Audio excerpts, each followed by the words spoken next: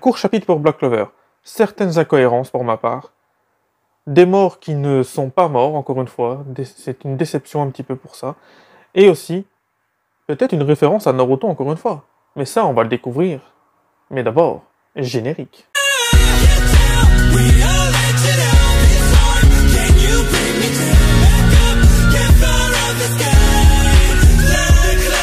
Bien le bonsoir la famille. J'espère que vous allez bien. Ici Argo Vesta pour vous servir, toujours fidèle au poste. J'espère que vous avez passé une bonne journée. Moi ça va, un petit accident, mais disons que je survis. Et on se retrouve aujourd'hui pour la review du chapitre de Black Clover. Le 367, intitulé Lien Noir. Comme vous le savez, le chapitre précédent s'est fini sur le retour d'Asta et son one-shot sur Danasio. On se retrouve du coup en tout début de chapitre avec Danasio qui tombe, bon, qui remercie un peu, c'est impensable pour lui, qui s'est fait sauver par le gars qui voulait enfermer. Donc one shot direct, il n'y a pas de problème. On continue tout de suite sur un Asta qui fonce directement sur ses poteaux du taureau noir, parce que le taureau noir se sont fait complètement entre guillemets défoncer par Danasio et sa magie de l'atmosphère. Donc on voit, il arrive, on voit la sorcière, la reine des sorcières se relever, elle aussi mal en point, et elle utilise son sort de sang. On sait déjà que au tout début de l'arc, après l'arc sanctuaire, quand Asta avait perdu ses bras, Vanessa était partie voir sa mère, la reine des sorcières, pour lui demander de soigner les bras d'Asta avec sa magie. Effectivement, la sorcière a pu neutraliser la malédiction et soigner les bras d'Asta que personne ne pouvait soigner. Donc on savait que la sorcière, la reine des sorcières pouvait soigner. Bon, d'un côté je suis content que les taureaux noirs ne soient pas morts, mais d'un autre côté ça commence à faire redondant, on va pas se mentir, parce que des morts il n'y en a pas. Peut-être des randoms, mais des morts on n'en a pas vraiment. Déjà à la capitale face à Lucius, on avait Mimosa qui était là pour nous empêcher d'avoir des morts dans l'œuvre. Et là on a du coup la reine des sorcières. Bon, comme je disais, une incohérence. C'est chiant que des morts ne soient pas morts. On nous fait croire comme Gauche et Grey, ils étaient fait quasi couper en deux, rappelons-le. Et qui se retrouvent en mode bah tout va bien en fait, tranquille. Donc tu peux te faire éclater, te couper en deux, te taillader. Il y aura toujours quelqu'un dans Black Clover pour te soigner. Et ça, ben, c'est un peu dommage, hein, dans un sens comme dans l'autre. Donc la sorcière les soigne, blablabla, tout va bien. On va s'écréer, donc elle nous dit, elle nous confirme que sans la magie de scellement de Sécré pour empêcher les plaies en gros l'hémorragie de continuer, ils seraient tous morts. Donc merci Sécré. Donc grâce à elle, ils ont entre guillemets survécu et la reine des sorcières les a donc soignés. Bon, le problème c'est qu'il y a un contre-coup. Et ça, on va dire que c'est bien, parce qu'elle aurait soigné tout le monde et que ça aurait été en mode bon bah tranquille, allez, let's go, on continue. Non, non, non. Là, elle soigne, on voit qu'elle défraîchit, donc elle perd, à mon avis, de son essence vitale. Et ça, c'est une bonne chose, parce que ça aurait été trop incohérent qu'elle soigne tout le monde et que rien ne se passe pour elle, il n'y a pas de contre-coup, rien du tout. Donc là, on a le contre-coup du soignement. Et elle demande à Vanessa d'être la prochaine reine des sorcières.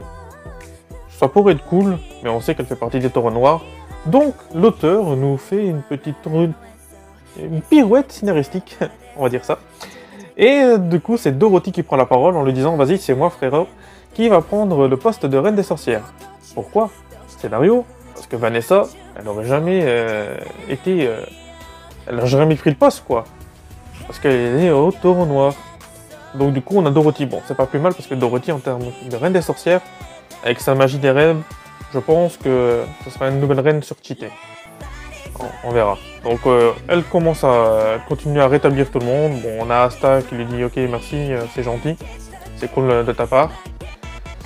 Et là on voit un petit flashback sur Wano-kuni, j'allais dire Inokuni.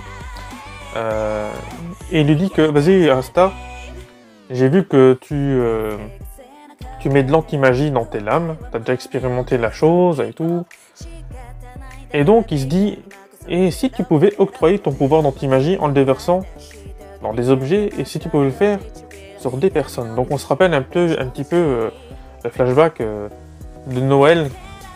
Donc Asta avait absorbé le sort d'eau de Noël pour frapper Mars et ainsi empêcher sa régénération.